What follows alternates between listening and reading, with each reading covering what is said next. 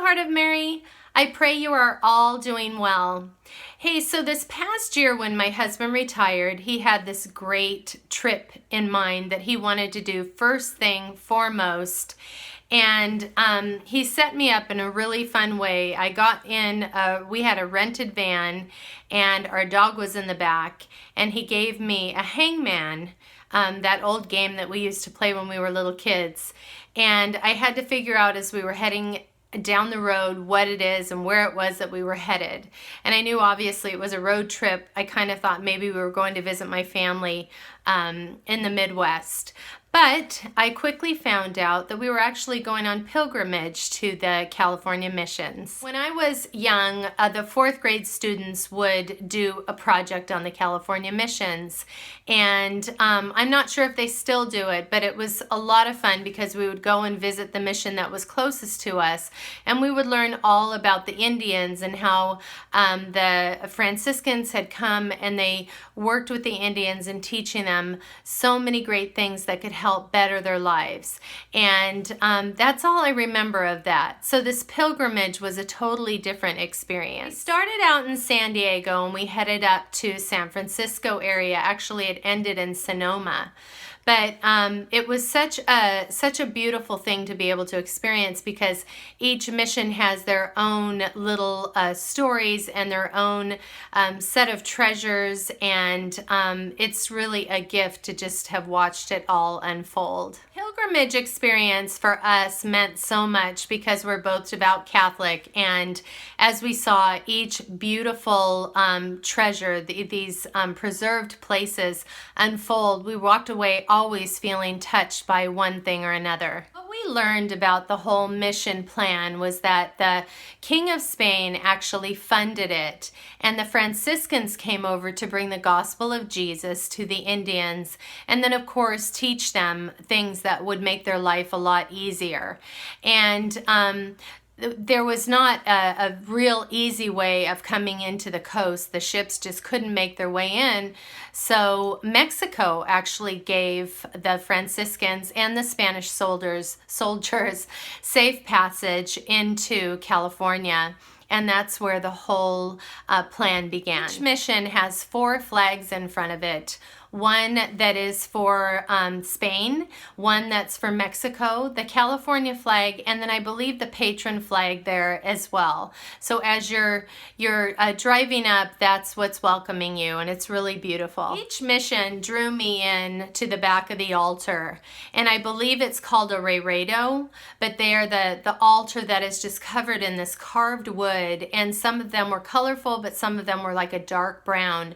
And you always found Mary, the sorrowful mother, and at the bottom of the crucifix, and she was covered in a black mantle and a black lace dress, and crying, tortured, crying with tears, so like a clear resin just coming down her cheek, and she just had this tortured look on her face. And then of course the focal point is the crucifix, Jesus dying on the cross, and so many of them were so powerful, the way that the artists depicted that particular moment. And then you found the patron for the mission. So in the case of St. Anthony of Padua, you would have St. Anthony on the reredo, as well as always St. Michael the Archangel. And that spoke so loudly to me. I just thought, wow, back in it was around the 1780s or so, they knew that St. Michael was someone to call upon, a divine being to call upon to be able to help them in their very difficult times. Some of these very powerful statues of St. Michael were even as tall as I am, but I thought what was so cool about them was he was just so fierce, and each one had just a different ferocity to it, but always standing on the devil, once with the devil sticking his tongue out like he was really crushing him. And it was just such a powerful depiction, and to be so many hundreds of years old, to just have that preserved was just really beautiful to see. So we visited 21 missions in 7 days. So we had to do 3 missions a day. And the cool thing about the mission project was it was set up so that starting again in San Diego, each mission was about 30 miles apart, so that people who needed to go from one to the next could visit that mission within about 30 miles. So it was a day's horse ride.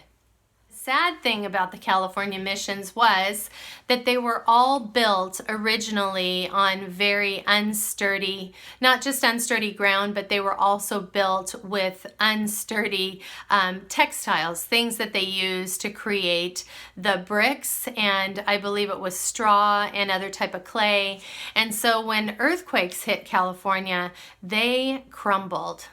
There was a time that for whatever reason the government took over the California missions. I imagine they were in such disarray that they were not inhabitable, and kind of just sat there for a long period of time. And what was really cool to me was knowing that at some point Abraham Lincoln had given all the missions back to the Catholic Church. Now I say all the missions, but not really. There are 2 that are still owned by the government, and I'll tell you a little bit of that as well. Mission San Francisco and La Purísima are the 2 missions that are still owned by the Parks and Recreation Department.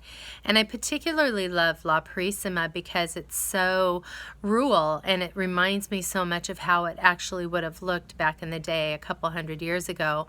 And one of the things that I took away from there that I absolutely loved was being inside the chapel and seeing, of course, the dirt floors. And it was so great because we had a guide with us giving us a little tour, and he explained that back in those days there were no pews, there were no chairs, that people either knelt or they stood. It was very reverent.